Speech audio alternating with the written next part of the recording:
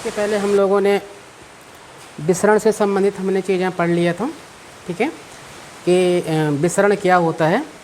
तो आपको ये पता है कि पिछले क्लास में जब हम लोगों ने विसरण के बारे में स्टडी किया था तो ये मालूम है आपको कि विसरण क्या होता है और किस प्रकार से होता है, इसके बारे में हमने डिटेल में स्टडी कर लिया था, ठीक है। आज हम क्या पढ़ने वाले हैं?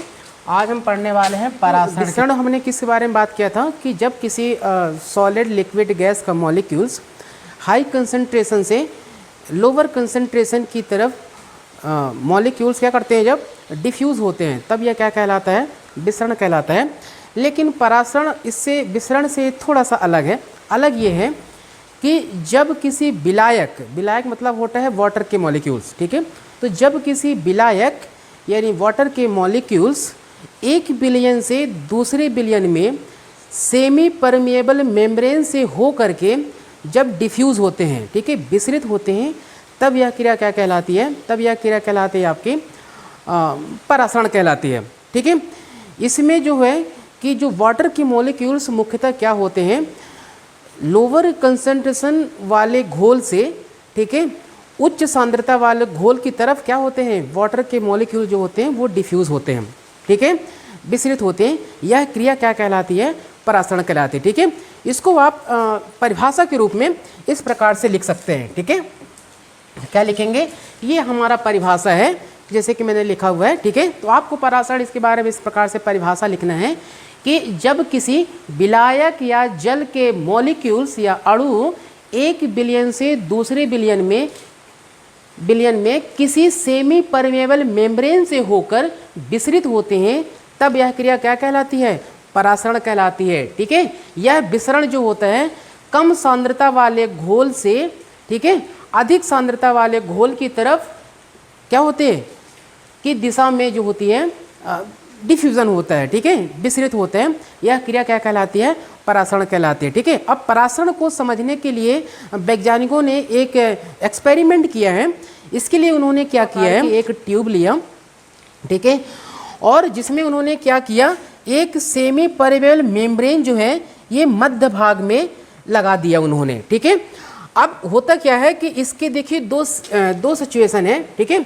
इसमें क्या है, इसके जो राइट साइड पे क्या है वाटर की मॉलिक्यूल्स हैं और लेफ्ट साइड पे क्या है आपका 10% शुगर का सॉल्यूशन है, ठीक है।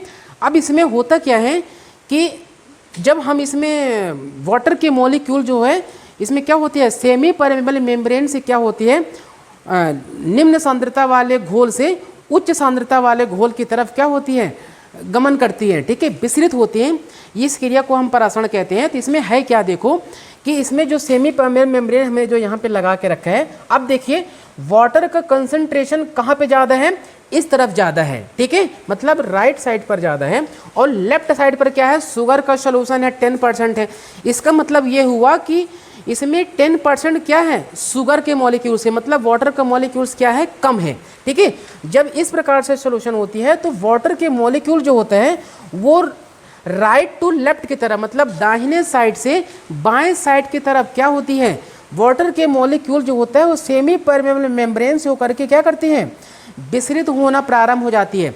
इससे आप देखिए कि जब वाटर की मॉलिक्यूल्स इस राइट साइड से लेफ्ट साइड की तरफ जब ट्रैवल कर रहे हैं, ठीक है, तो होता क्या है कि इसका लेवल ऑटोमेटिक क्या हो जाती है, बढ़ जाती है। इससे ये प्रूफ होता है कि वाटर के मॉलिक्यूल्स ही क्या करते हैं, सेमी परमेबल मेम्ब्रेन से शुगर सॉल्यूशन की तरफ, क्योंकि इस साइड कंसंट्रेशन ज़्यादा है, किसका, शुगर का, ठीक है, इस साइड कंसंट्रेशन बिल्कुल भी नहीं है। इससे क्या हो रहा है कि वाटर के मॉलिक्यूल्स ही राइट साइड से लेफ्ट साइड की तरफ क्या होते हैं, विसरित होते हैं, ठीक है। इस प्रकार से इसको हम क्या कहते हैं, परासरण की क्रिया होती है इस प्रकार से, ठीक है।